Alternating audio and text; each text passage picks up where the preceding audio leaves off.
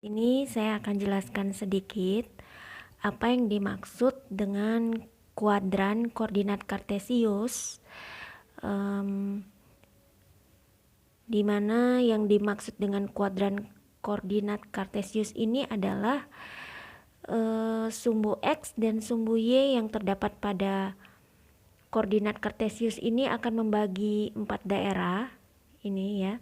Jadi sumbu X dan sumbu Y pada koordinat kartesius itu akan membagi 4 daerah atau bidang. Daerah tersebut atau bidang tersebut itu kita sebut dengan kuadran ya. Nah, lanjut ke kuadran ini. Jadi cara mengingatnya adalah dia dimulai dari kanan atas kuadran pertama itu.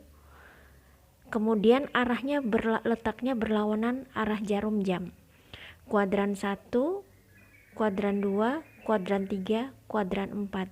Kalau jarum jam kan ke sana ya.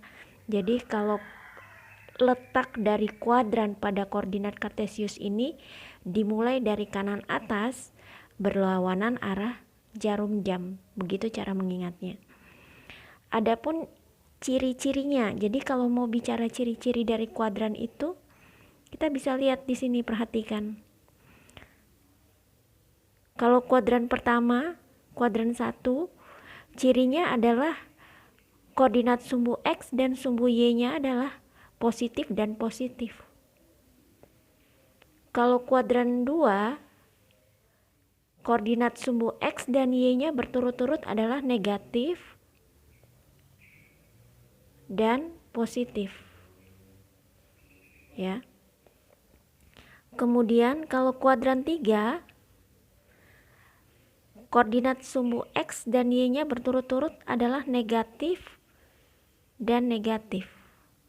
Sedangkan untuk kuadran 4, koordinat sumbu X dan Y-nya berturut-turut itu adalah positif dan negatif.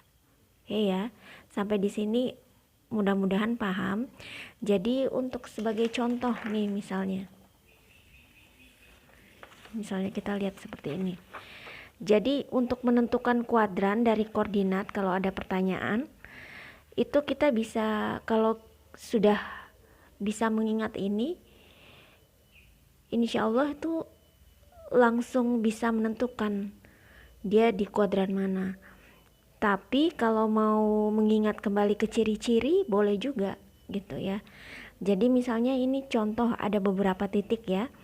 Titik A itu di negatif 1,4, titik B di negatif 3, negatif 3, dan titik C itu di koordinat 2, min 1 ya.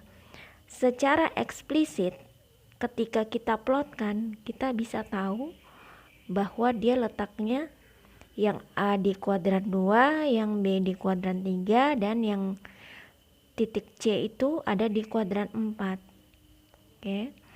Tapi kalau kita tidak memplotkan, kita juga bisa seperti tadi, melihat kembali ke karakter dari kuadran atau ciri-ciri dari kuadran tersebut.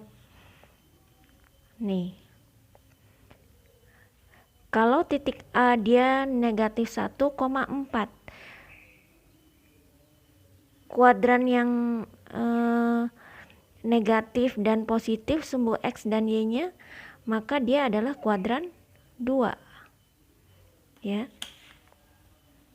Nih tadi ya,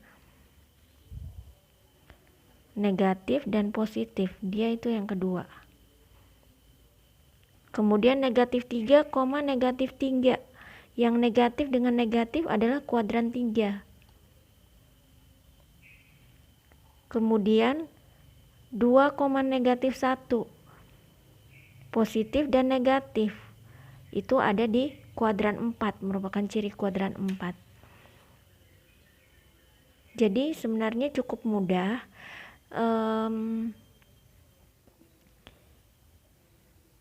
Tinggal kamu mau pilih, kamu mau ingat bidang-bidang ini